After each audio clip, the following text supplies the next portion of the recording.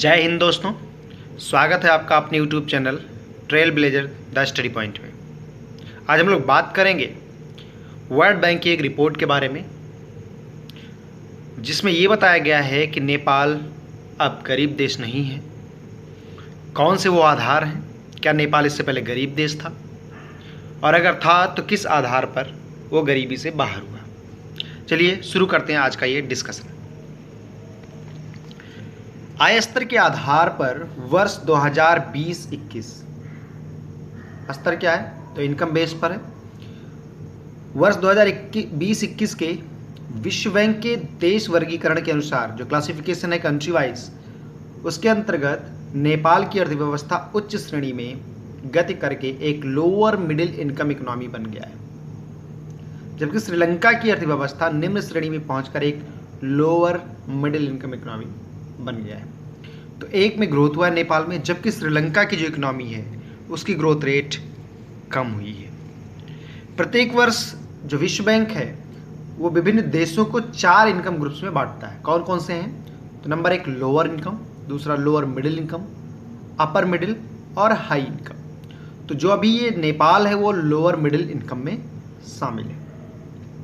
देखते हैं तो विश्व के विभिन्न देशों की अर्थव्यवस्थाओं का वर्गीकरण प्रत्येक वर्ष 1 जुलाई को अपडेट किया जाता है। तो डेट याद रखिएगा, 1 जुलाई को प्रत्येक वर्ष इसको अपडेट किया जाता है। किसी देश का वर्गीकरण विश्व बैंक द्वारा एटलस मेथड का इस्तेमाल करके किया जाता है। किसी भी अर्थव्यवस्था के आकार का अनुमान लगाने के लिए वर्ष 1993 से विश्व बैंक यह एटलस मेथड इस्तेमाल करता है। क्या होता है इस एटलस मेथड में?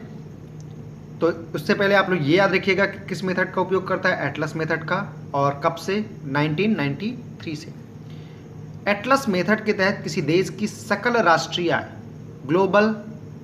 ग्रॉस नेशनल इनकम को वर्तमान अमेरिकी डॉलर्स में बदल देता है।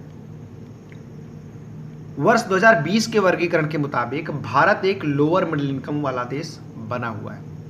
तो जिस कैटेगरी में इंडिया है उसी कैटेगरी में कौन है? नेपाल भी। 2 साल पहले 22 मई 2018 नेपाल सरकार ने यह घोषित किया था कि अगले 10 वर्षों में इसका लक्ष्य एक लोअर मिडिल इनकम वाला देश बनना है।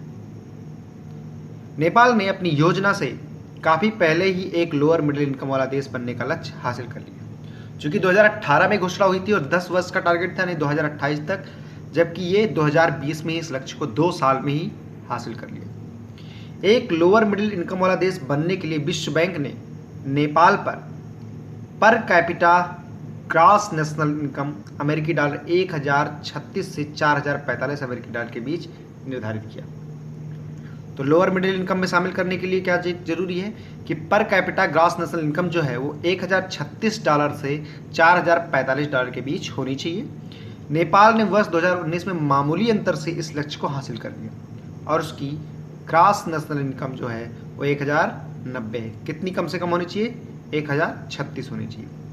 तो इस हिसाब से वो लोअर मिडिल इनकम ग्रुप में शामिल हो गया। एक अपर मिडिल इनकम वाला देश बनने के लिए कितना चाहिए? तो इसके लिए चाहिए ग्रॉस नेशनल इनकम अमेरिकी डॉलर में 4046 से 12535 तक। श्रीलंका जो है एक अपर मिडिल इनकम वाले देश से अब एक लोअर मिडिल इनकम वाला देश बन गया है, क्योंकि 2019 में क्या हुआ कि per capita gross national income जो अपर मिडिल इनकम वाला देश बनने के लिए आवश्यक है 4046 डॉलर, उससे कुछ कम था। मतलब जो श्रीलंका की स्थिति थी वो 4020 थी, यानी 26 डॉलर की कमी आई।